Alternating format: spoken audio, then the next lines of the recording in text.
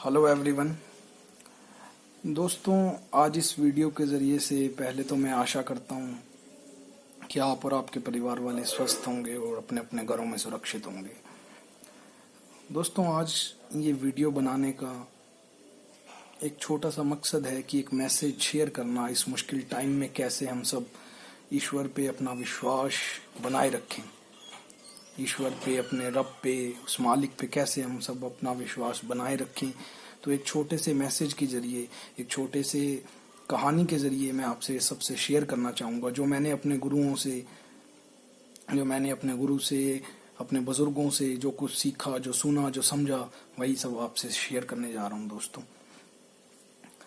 दोस्तों, एक शख्स जो काफ़ी अमीर था, एक दिन उसका मन किया कि मैं एक बहुत बड़ी नाव, एक बोट, अलग से सारी दुनिया से कटकर वो बहुत बड़ी एक नाव, एक बोट खरीद कर समुद्र की तरफ चल पड़ा अकेले।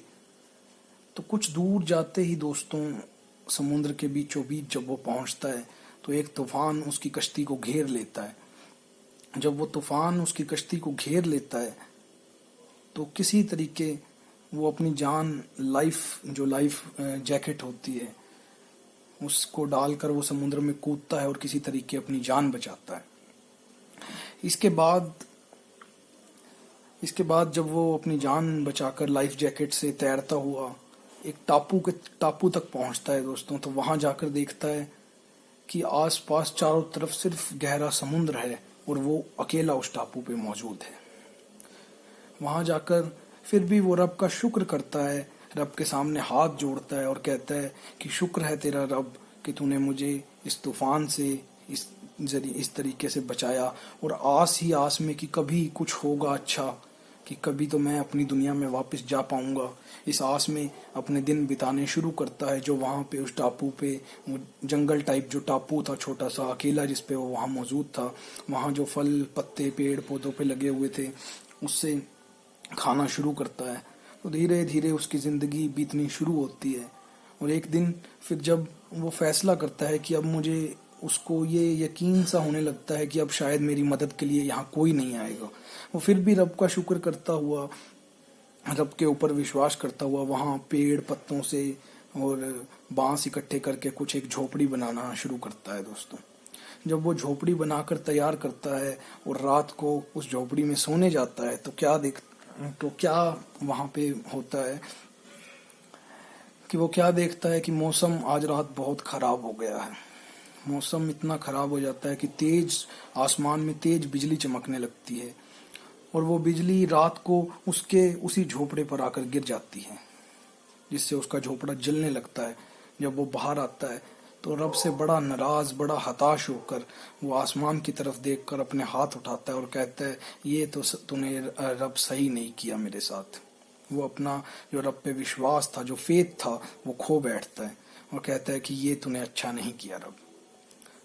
और नाराज होकर, रब से हताश होकर, नाराज होकर अपना सिर पकड़कर बैठ जाता है। तो कुछ ही देर बाद क्या देखता है, दो लोग एक नाव पे सवार होकर आते हैं और कहते हैं कि हमने समुद्र में काफी दूर से ये जलता हुआ झोंपड़ा देखा, तो हमें पता चला कि यहाँ कोई शख्स शायद मदद की तलाश में होगा।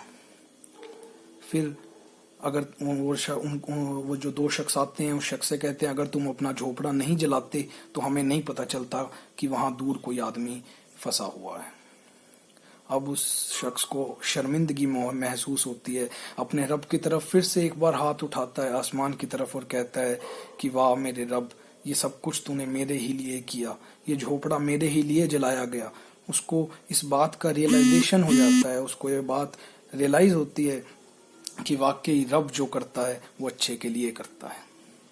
कई बार कुछ ऐसा समय हम सब की जिंदगी में आता है कि जब हम सब परेशान होते हैं और रब पे अपना जो भरोसा है, जो ट्रस्ट है, जो पेशेंस है, वो सब कुछ खो बैठते हैं और रब को ही बुरा भला कहना शुरू कर देते हैं। तो इस वीडियो के जरिए सिर्फ इतना सा मैसेज आपको देने की कोशिश है कि हाँ, आज मुश्किल का वक्त है, मुश्किल की घड़ी है, लेकिन रब हमारे साथ है। रब के ऊपर अपना विश्वास कायम रखें, विश्वास बनाए रखें, इस लॉकडाउन का पालन करें और सभी स्वस्थ रहें। स्टे होम, स्टे सेफ, जैसे जो हमारी भारत की सरकार ने नारा दिया है उसका पालन करें, लॉकडाउन का पालन करें।